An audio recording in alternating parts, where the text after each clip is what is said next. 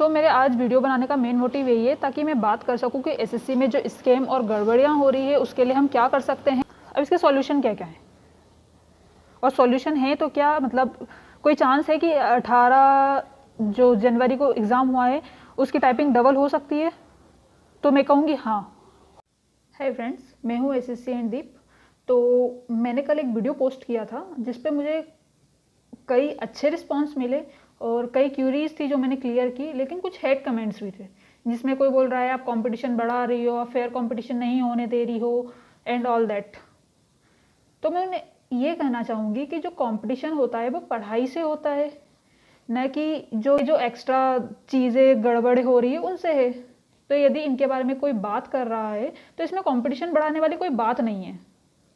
तो ये जो लोग हेट कर रहे हैं ये इनका रीज़न बिल्कुल वैलिड नहीं है।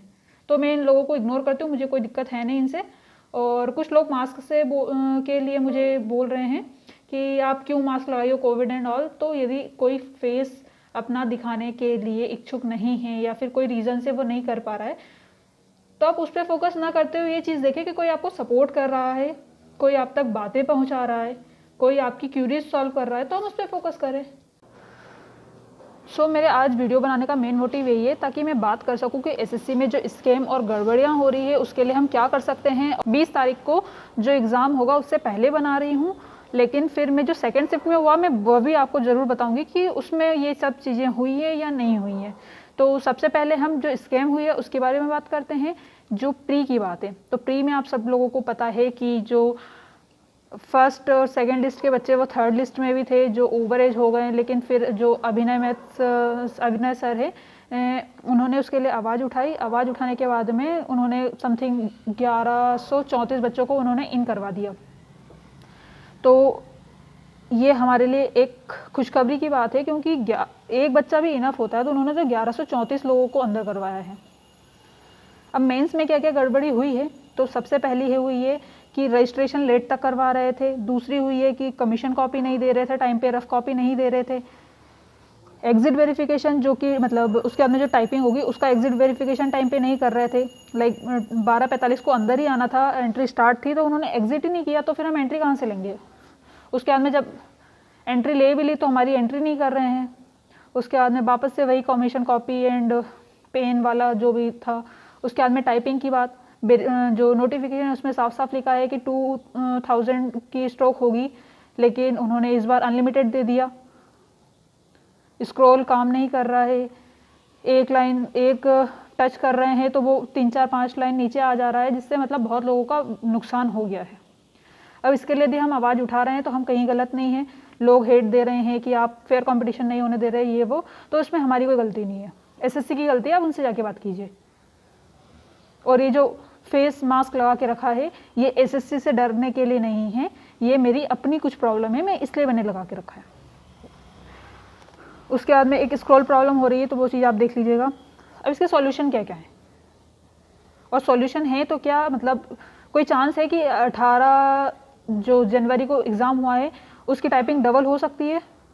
तो मैं कहूँगी हाँ। मेल करो आप एसएससी में, यहाँ पर दे दूँगी स्क्रीनशॉट।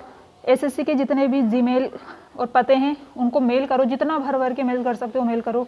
ट्वीट करो, जितनी बार ट्वीट करना है ट्वीट करो, जितने गिले शिकवे हैं पूरे ट्विटर पे निकाल दो। उसके बाद में एसएससी और पीएम को जितने लेटर लिख सकते हो लेटर लिखो। अब मैं ये कैसे कह रही हूँ कि हाँ हमें न्याय मिल सकता है, तो हाईकोर्ट राजस्थान का एक केस है जो कि ट्रांसलेटर जो पद हैं उनके लिए था ये। तो सुप्रीम कोर्ट का यह फैसला आया था उसमें कि कोई भी संस्थान पेपर के बीच में जो उन्होंने नोटिफिकेशन में दिया था उसमें बदलाव नहीं कर सकता है। उन्होंने जो नोटिफिकेशन में दिया था उनको उन्हीं के अकॉर्डिंग पेपर लेना होगा।